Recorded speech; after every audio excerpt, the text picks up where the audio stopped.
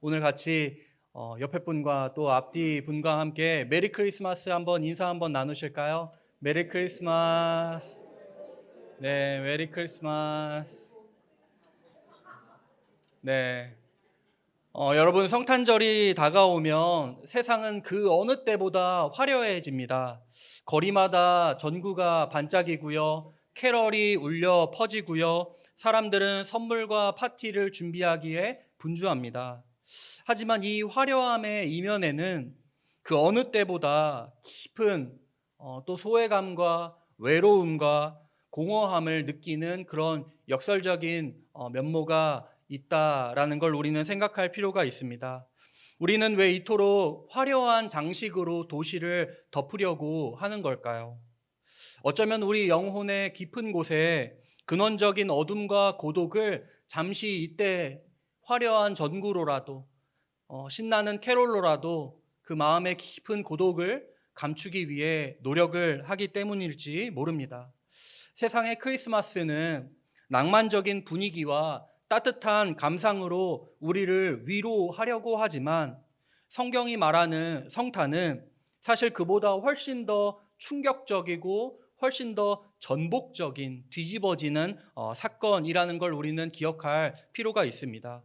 오늘 우리는 그 화려한 장식 한 커플을 벗겨내고 성탄의 진짜 의미를 같이 한번 생각해 보려고 합니다. 기독교가 다른 모든 세상에 있는 종교와 차이점을 두는 것은 바로 방향입니다. 방향. 세상의 수많은 종교와 철학은 인간의 도덕적인 삶이나 명상이나 수행이나 고행이나 지적인 성취라는 사다리를 타고 하늘로 올라가려고 합니다. 어떻게든 신에게 도달하려고 노력을 하죠. 우리는 더 착해져야 하고요. 더 수행을 많이 쌓아야 하고요. 더 깨달음을 얻어야 하고요. 더 지혜로워져야 하고 더 높은 곳으로 올라가야만 합니다. 알을 깨뜨려야 하는 거죠. 하지만 성탄은 그 모든 사다리를 걷어차버리는 사건입니다. 하나님이 직접 사다리를 타고 내려오셨기 때문에 그렇습니다. 창조주가 피조물에 몸을 입고 이 땅에 오셨고 영원하신 분이 시간 속으로 들어오셨으며 무한하신 분이 유한하신 아기의 몸에 갇히셨습니다.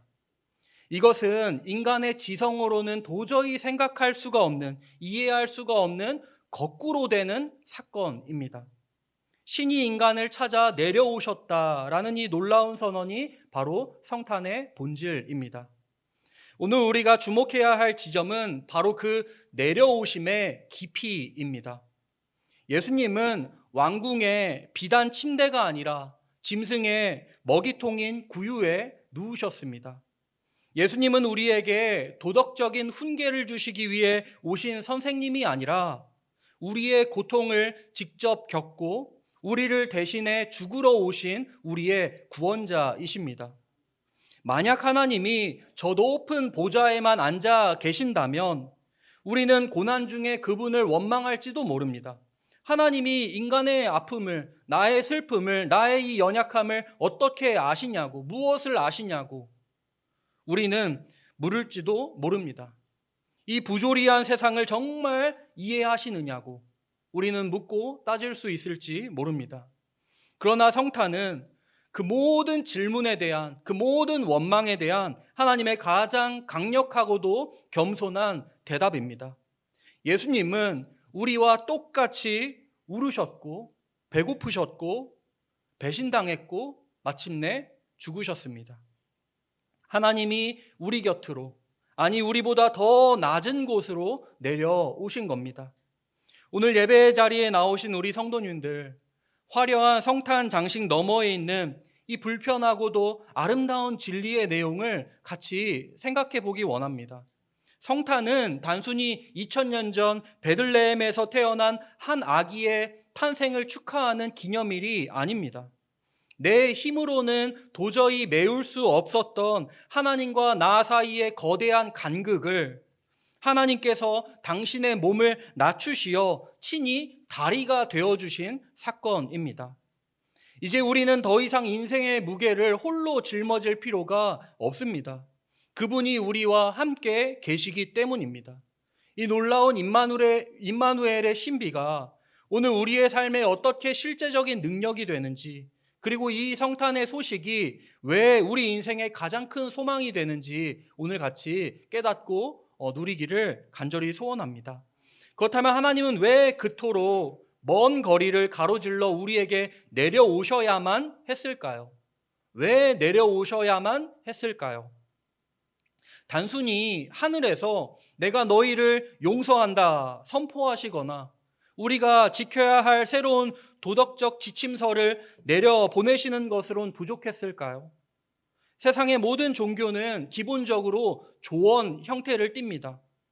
이렇게 살아야 한다, 저렇게 행동해야 한다, 이렇게 해야지만 신의 축복을 누린다 라는 식의 지침을 내려줍니다. 하지만 복음은, 우리 기독교의 복음은 조언이 아니라 좋은 소식입니다. 내가 무엇을 해야 하는지에 대한 이야기가 아니라 하나님이 나를 위해 이미 하신 일이 무엇인가에 대한 내용입니다. 주어가 다른 거죠. 내가 무엇을 해야 하는지가 아니라 하나님이 나에게 무엇을 해주셨냐, 그게 바로 복음입니다. 우리가 스스로를 구원할 수 없다는 사실을 하나님이 너무나 잘 아셨기 때문에 조언자를 보내시는 대신에 구원자를 우리 가운데 보내주신 겁니다. 이것은 인류의 죄의 문제가 단순히 교육이나 수양으로 고치고 해결할 수 있는 문제가 아니고 창조주의 직접적인 개입이 필요한 치명적인 상태였다는 것을 우리에게 가르쳐 줍니다. 여기서 우리는 죄라는 개념을 생각해 볼 필요가 있습니다. 많은 현대인은 죄를 단순히 윤리적인 행동이나 나쁜 행동으로 그렇게 정의를 합니다. 그래서 나는 딱히 죄를 짓지 않았다고, 나는 나쁜 일을 한 적이 없다라고, 내가 누구에게 그런 죄를 지었냐고 생각하기도 합니다. 그러나 성경이 정의하는 죄는 그보다 훨씬 깊습니다. 죄는 창조주이신, 우리의 주인이신 하나님이 계셔야 할 내 마음의 중심에 하나님 대신에 나를 그 자리에 앉혀놓는 것, 그것이 바로 죄입니다. 하나님으로부터 독립하여 스스로의 힘으로 내 인생의 가치와 의미를 증명하려는 시도, 그것이 죄의 본질입니다. 이 근원적인 자기 중심성은 하나님과 우리 사이에 거대한 시면을 만들어 놓았습니다. 우리가 아무리 선행을 쌓고 도덕적인 탑을 아무리 쌓아 올려도 우리 힘으로는 도저히 건널 수 없는 그 간극을, 그것이 바로 죄가 만들어낸 그 깊은 시면이라는 겁니다. 성탄은 우리가 그 간극을 메울 수 없는 그 사실을 인정하는 것에서부터 시작이 됩니다. 하나님이 인간이 되신 이유는 오직 하나님만이 그 시면을 가로질러 우리에게 오실 수 있기 때문에 그렇습니다. 하나님이 굳이 인간이 되셔야 했던 이유는 중보자라는 단어를 통해서도 우리가 알 수 있습니다. 하나님과 인간 사이에 깨진 관계를 회복하기 위해 양쪽 모두를 완전히 이해하고 완전히 대표할 수 있는 누군가가 필요합니다. 중보자는 거룩하신 하나님의 공의를 만족시킬 수 있을 만큼 완전히 하나님이셔야 하고, 동시에 인간의 연약함과 고통을 몸소 겪으며 우리의 죄값을 완전히 치를 수 있을 정도로 완전한 인간이어야 합니다. 만약 예수님이 하나님이기만 하시다면 우리의 고통에 공감하실 수 없을 것이고, 인간이기만 하신다면 우리를 구원할 능력이 없으셨을 것입니다. 그래서 성탄의 신비, 즉 성육신이 일어난 것입니다. 하나님은 우리를 너무나 사랑하셔서 단순히 멀리서 불쌍히 여기시는 것에 그치지 않고 우리와 똑같은 살과 피를 가진 존재가 되어 우리 삶의 무게를 직접 짊어지기로 그렇게 작정을 하신 겁니다. 이것이 우리에게 주는 메시지는 분명합니다. 하나님은 우리를 우리의 문제를 멀리서 해결하지 않으십니다. 세상의 왕들은 백성에게 문제가 생기면 어떻게 합니까? 신하를 보냅니다. 그렇지만 이 우주의 왕은 당신의 아들을 보내셨고 그 아들은 직접 그 문제 속에 뛰어드셨습니다. 성도님들, 우리가 지금 겪고 있는 고독과 슬픔과 경제적인 어려움과 혹은 도저히 해결되지 않는 관계의 아픔들 속에 하나님은 이미 와 계십니다.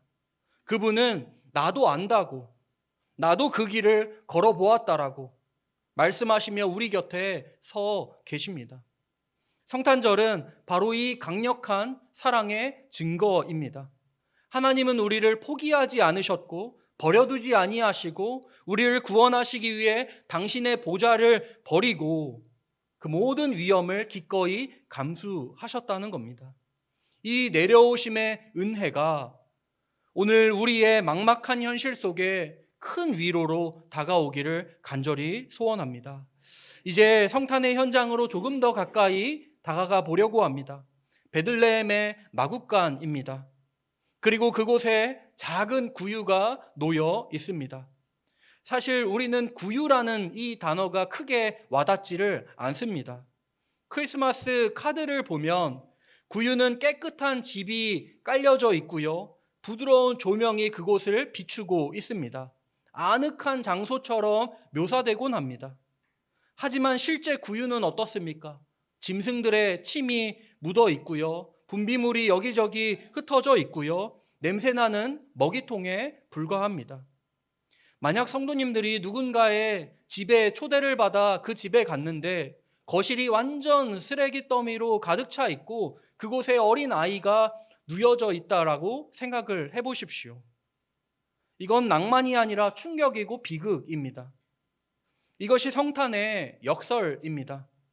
우주의 왕께서 이 땅에 오시는 방식은 세상의 그 기대와 세상이 추구하는 방식과는 완전히 다른, 완전히 반대되는 방식이었습니다.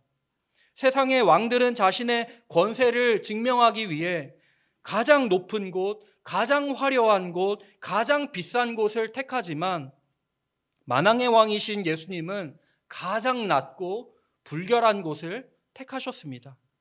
왜 그러셨을까요? 그것은 하나님께서 세상의 가치 구조를 뒤엎으려고 이 땅에 오셨기 때문에 그렇습니다. 세상은 힘과 권력, 소유와 성공을 위대함의 척도로 여기지만 하나님은 낮아짐과 비움 그리고 섬김을 통해 진정한 위대함이 무엇인지를 우리에게 보여주십니다. 예수님이 태어나신 구유는 그 어떤 메시지보다 강렬하게 하나님의 나라는 바로 이러한 자들의 것이다 라고 우리에게 이야기를 해주고 있습니다. 이 구유의 신비 속에서 우리가 반드시 직시해야 할 또 다른 어두운 그림자가 하나 있습니다. 그것은 바로 십자가의 그림자입니다. 성탄절의 기쁨과 환희에 취해 우리가 자주 잊어버리는 사실은 예수님이 태어나신 목적, 예수님이 이 땅에 오신 목적은 바로 죽기 위해서였다는 점입니다. 우리 예수님이 마태복음에서 말씀하시죠. 인자가 온 것은 섬김을 받으려 함이 아니라 도리어 섬기려 하고 자기 목숨을 많은 사람의 대속물로 주려 함이니라. 아기 예수가 누웠던 구유의 나무는 훗날 그가 매달릴 나무 십자가를 연상시킵니다. 그를 감쌌던 아기 예수님을 감쌌던 강포는 훗날 그분의 시신을 덮게 될 세마포를 미리 보여줍니다. 그래서 성탄은 단순히 아기 예수님의 탄생을 축하하는 날이 아니라 우리를 대신해 죽기 위해 이 땅에 오신 탄생과 죽음을 같이 우리는 바라보아야 합니다. 이것이 성탄이 우리에게 주는 가장 깊은 감동이자 동시에 두려운 진리입니다.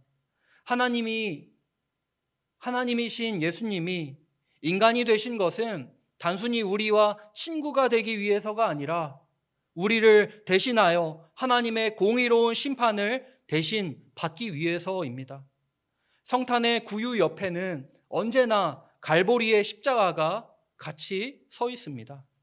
성탄절의 최고의 선물은 하나님께서 당신의 아들을 내어주신, 우주에서 가장 비싼 값을 치르고 사신 그 대속의 선물입니다. 구원은 은혜로 거저 우리에게 주어진다라고 해서 하나님 편에서의 희생과 그 지불까지 우리가 잊어서는 안 됩니다. 우리에게 값없이 거저 주시는 은혜와 구원을 위해 예수님의 생명, 가장 귀한 그 보혈이 지불이 되었습니다. 이러한 성탄의 방식은 오늘을 살아가는 우리에게 매우 실제적인 질문을 던집니다. 우리는 지금 어디에서 하나님을 찾고 있느냐 하는 것입니다. 우리는 높은 곳, 사람이 아주 많은 곳, 화려한 성공의 자리, 모든 것이 완벽해 보이는 평탄한 길에서만 하나님을 만나려고 합니다. 하지만 성탄의 하나님은 구유에 계십니다. 그분은 인생의 밑바닥을 경험하는 자들, 자신의 연약함 때문에 탄식하는 자들, 그리고 세상에서 소외되어 마구간 같은 삶을 살아가는 이들에게 먼저 찾아오십니다. 만약 우리의 현재 삶이 구유처럼 초라하고 볼품없게 여겨진다면 바로 그때가 하나님의 임재가 가장 강력하게 나타날 수 있는 때라는 사실을 우리는 기억해야 합니다. 예수님이 구유에 누우셨기에 이제 세상에 그분이 들어가지 못할 만큼 더럽거나 낮은 곳은 없습니다. 그분은 우리의 가장 추한 부분까지도 당신의 거처로 삼으실 수가 있습니다. 이것이 바로 복음이 가진 파격적인 겸손입니다. 우리가 하나님을 위해 무언가를 해드려야 하는 것이 아니라 하나님이 우리를 위해 가장 낮은 자리까지 내려와 모든 것을 쏟아 부으셨다는 이 사실이 우리의 삶의 모든 교만을 깨뜨려 버립니다. 그리고 진정한 평안을 우리에게 허락해 줍니다. 마지막으로 우리가 성탄절에 붙잡아야 할 결론은 희생의 사랑입니다. 사랑은 언제나 대가를 요구합니다. 누군가를 진심으로 사랑한다는 것은 그 사람의 고통 속으로 들어가는 것을 의미하며 그를 대신에 짐을 대신 짊어지는 것을 뜻합니다. 하나님은 우리를 향한 사랑을 말로만 선포하지 않으셨습니다. 그분은 구유라는 불편함 속으로 들어오셨고 십자가라는 고통 속으로 자신을 내던지셨습니다. 성탄은 하나님이 우리를 얼마나 사랑하시는지를 보여주는 증거일 뿐 아니라 그 사랑이 얼마나 철저하게 실천적인지를 우리에게 보여주는 사건입니다. 이 성탄 시기에 우리는 무엇을 바라보고 있습니까? 반짝이는 트리와 화려한 전구에만 시선을 빼앗겨서는 안 됩니다. 그 너머에 있는 초라한 구유, 그리고 그 구유를 덮고 있는 십자가의 그림자를 우리는 바라봐야 합니다. 나를 살리기 위해 기꺼이 자신의 보좌를 버리고 구유에 누이신 그 지독하고 실천적인 사랑을 우리는 대면해야 합니다. 그 사랑의 깊이를 깨달을 때 비로소 우리는 세상이 줄 수 없는 진정한 기쁨, 나의 어떠함과 상관없이 나를 끝까지 추적하여 사랑하시는 그 하나님의 완벽한 평강을 우리는 누릴 수가 있습니다. 이제 우리는 이 사랑을 받은 자로서 다시 한번 세상의 낮은 곳을 향해 우리의 시선을 돌려야 합니다. 우리는 이 모든 신비가 오늘 우리의 삶에 어떤 실제적인 능력이 되는지 임마누엘이라는 단어를 통해 우리는 알 수 있습니다. 임마누엘은 단순히 하나님이 우리와 함께 계시다라는 말로 설명되는 그런 의미가 아닙니다. 주문 같은 게 아닙니다. 이것은 우주의 창조주께서 우리의 지저분하고 복잡하며 때로는 절망적인 현실 한복판에 자신의 거처를 정하셨다라는 존재론적인 선언입니다. 우리가 이 땅에 내려오셔서 우리와 함께 하시는 임마누엘 하나님을 정말로 믿는다면 우리는 인생의 어떤 어둠 속에서도 두려워하지 않을 근거를 찾게 됩니다. 왜냐하면 우리가 겪는 모든 고통의 현장에 하나님이 이미 와 계시기 때문에 그렇습니다. 하나님은 감독석에 앉아가지고 선수들에게 힘내라, 곧 끝날 거라, 그렇게 멀리서 외치는 분이 아니십니다.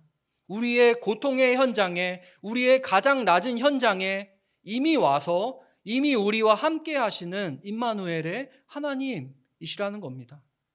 그분은 우리 곁에 앉아 함께 눈물을 흘리시면서 나도 이 길을 안다고, 내가 너를 붙들고 있다라고 부드럽게 말씀하는 분이십니다.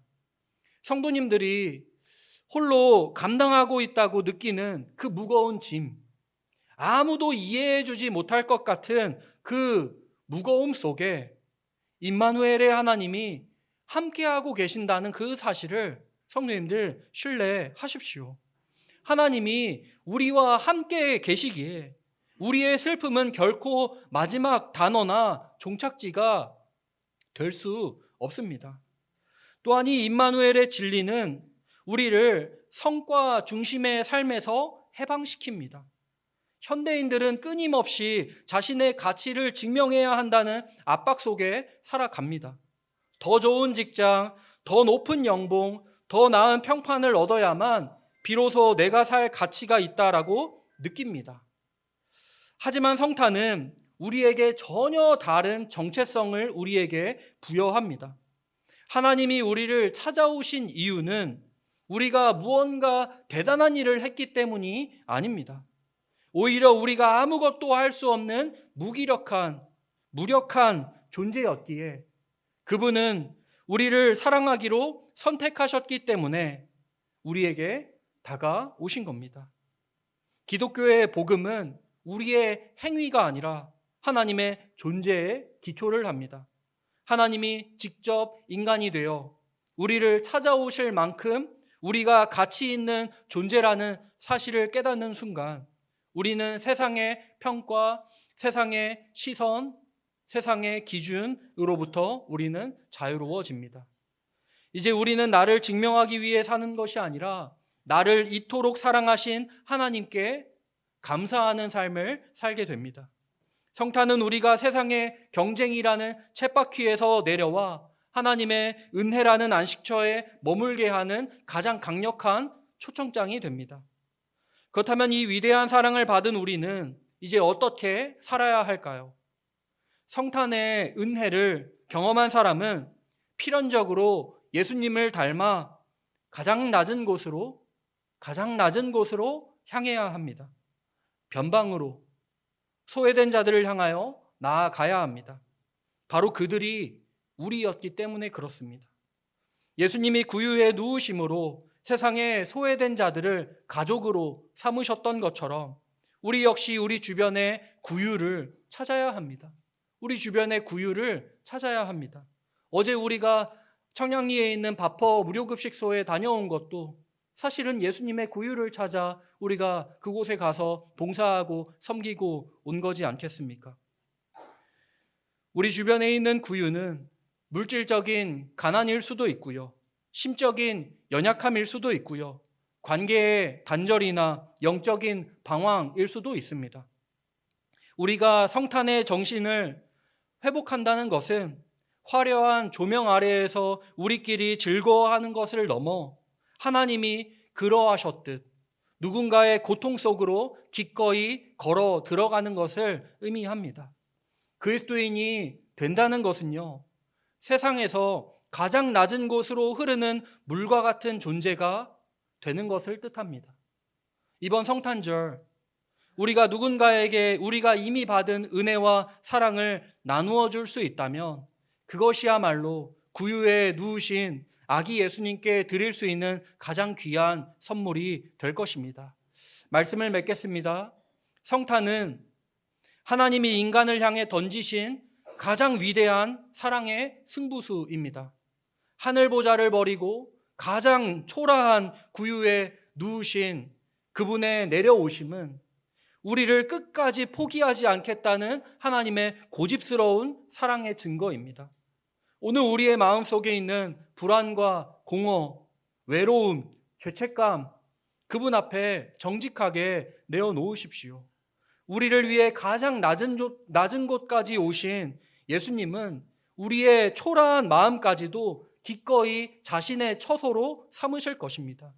성탄의 화려한 장식이 모두 거치고 난 뒤에도 우리 곁에 영원히 머물겠다고 약속하신 임마누엘의 하나님을 우리는 붙들어야 합니다. 그분이 주시는 평안이 우리의 삶을 덮고 그분이 보여주신 낮아짐의 신비가 우리의 인생을 새롭게 빚어가기를 소원합니다.